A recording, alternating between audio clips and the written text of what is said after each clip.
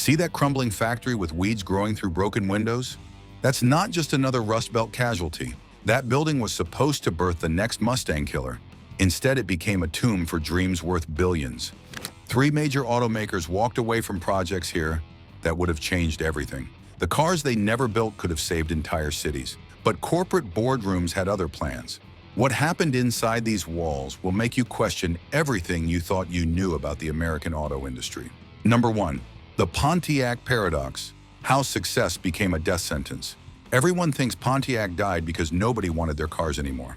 The reality is way more twisted than that. In 2008, the year before GM pulled the plug, Pontiac actually outsold Buick by over 100,000 units. They moved 267,348 vehicles, while their supposedly premium sibling managed just 102,306. Even more shocking, Pontiac was beating Saab, Hummer, and Saturn combined. These weren't the numbers of a dying brand. The G8 was flying off dealer lots faster than GM could ship them from Australia. This Holden-based rocket packed a 361 horsepower V8 and could embarrass BMWs costing twice as much. Dealers had waiting lists. Car magazines were calling it the best sedan GM had built in decades. The Solstice Roadster was creating genuine excitement in showrooms, something Pontiac hadn't seen since the original GTO.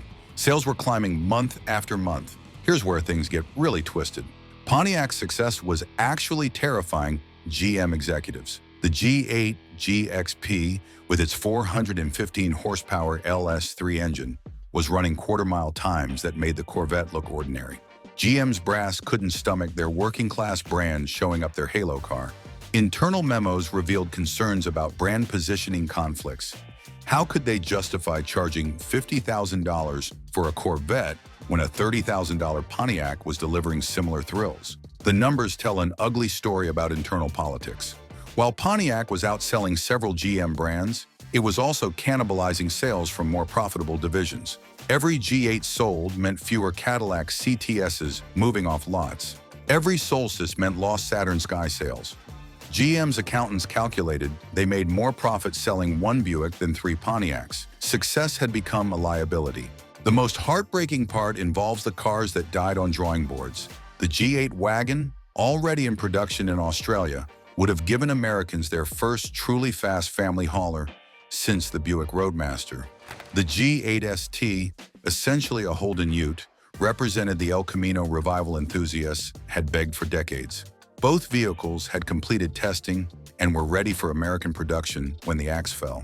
Even more painful was the next-generation GTO being developed on the Camaro platform.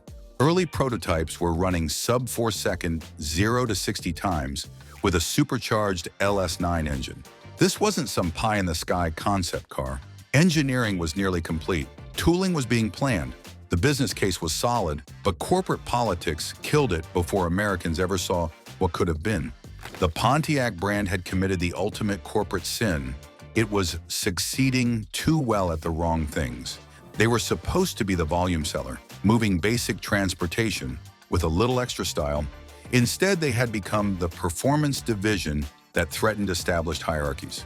Every automotive journalist praising a Pontiac was implicitly criticizing more expensive GM alternatives. GM didn't kill Pontiac because it was failing.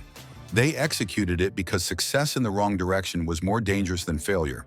The brand had become too good at building cars people actually wanted to drive. But Pontiac wasn't the only brand that got killed for surprising reasons. Number 2. Saturn's revolutionary gamble when innovation wasn't enough. Saturn had technology that could have changed everything about how cars are built. So why did GM throw it all away? Picture walking up to any Saturn in a parking lot and giving the door a solid kick. No dent, no scratch. Just a quiet thud as your foot bounces off polymer panels that laughed at shopping cart attacks and hailstorms. This wasn't some marketing gimmick. Saturn had cracked the code on dent-resistant body panels using thermoplastic materials that could flex without breaking. The Spring Hill factory was unlike anything Detroit had ever built. Saturn's polymer panels were injection molded rather than stamped from steel. Each panel could bend nearly 90 degrees before showing permanent deformation. Traditional steel doors would cave in from impacts that Saturn panels absorbed like a boxer's glove.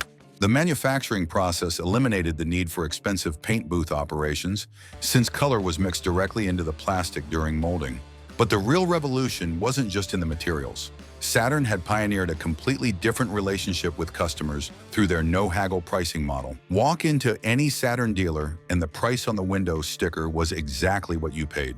No negotiating, no dealer markups, no finance office shenanigans. Customer satisfaction scores went through the roof because people finally trusted a car buying experience. Here's where GM's traditional dealer network started sweating. Saturn stores were selling cars at fixed prices, while Chevrolet dealers down the street were still playing pricing games that left customers feeling ripped off. Established dealers complained that Saturn was making them look greedy and outdated.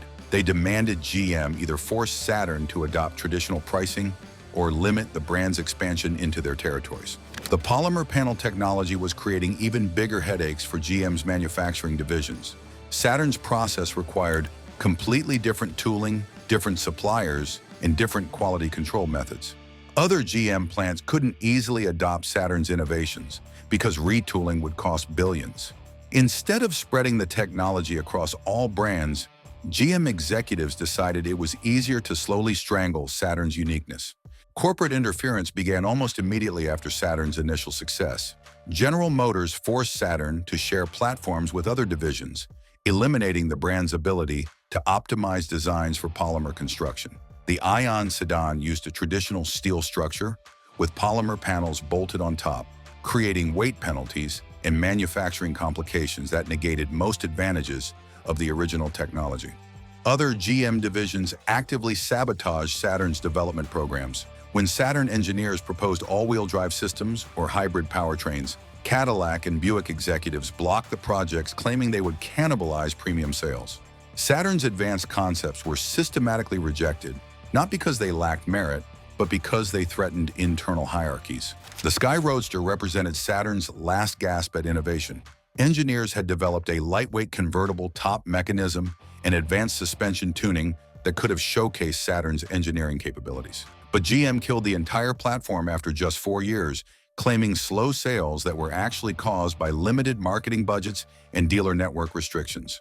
Saturn's hybrid view was years ahead of Toyota's Prius in some technologies, featuring a 2-mode system that could run on electric power alone at highway speeds.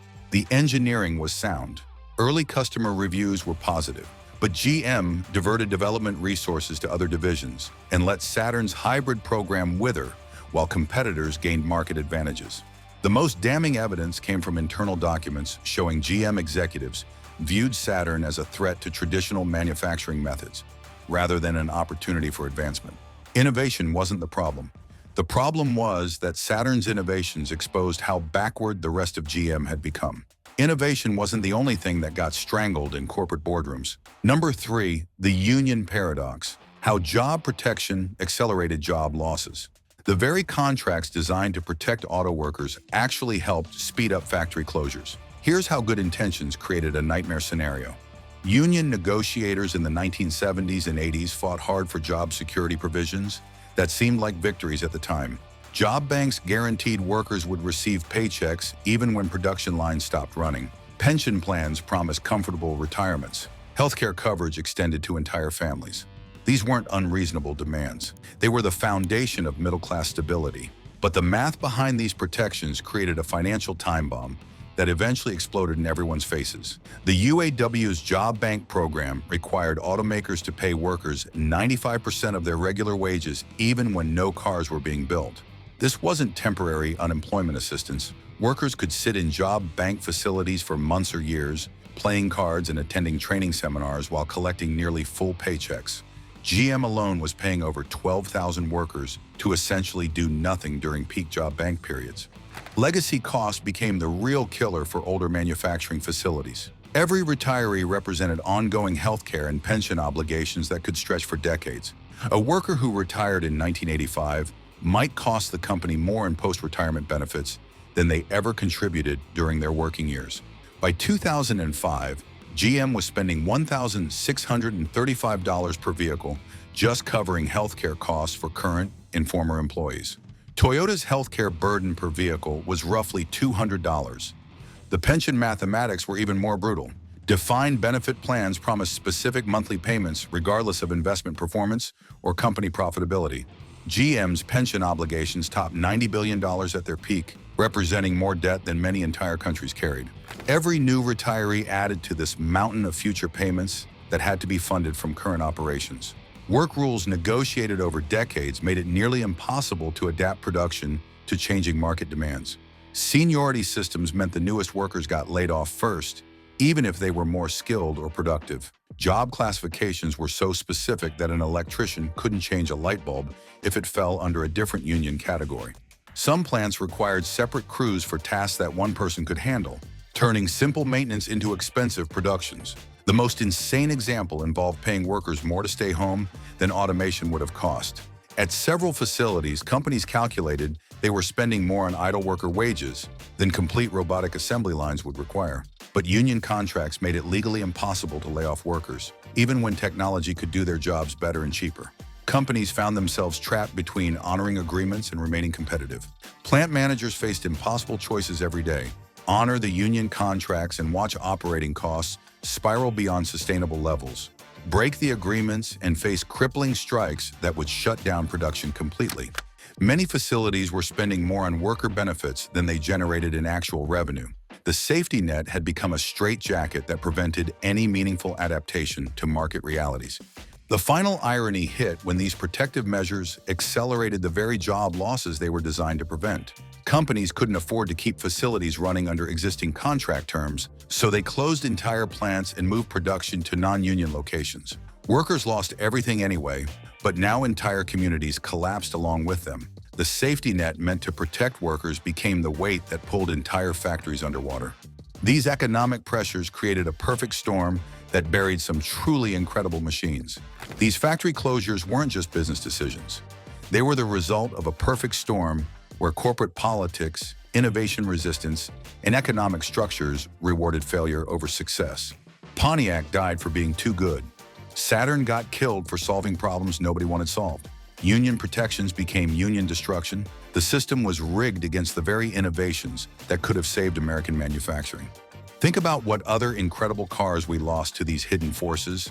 Which forgotten model do you miss most? Let me know in the comments below. Hit that subscribe button for more untold automotive history and smash the like button if this changed how you think about the car industry.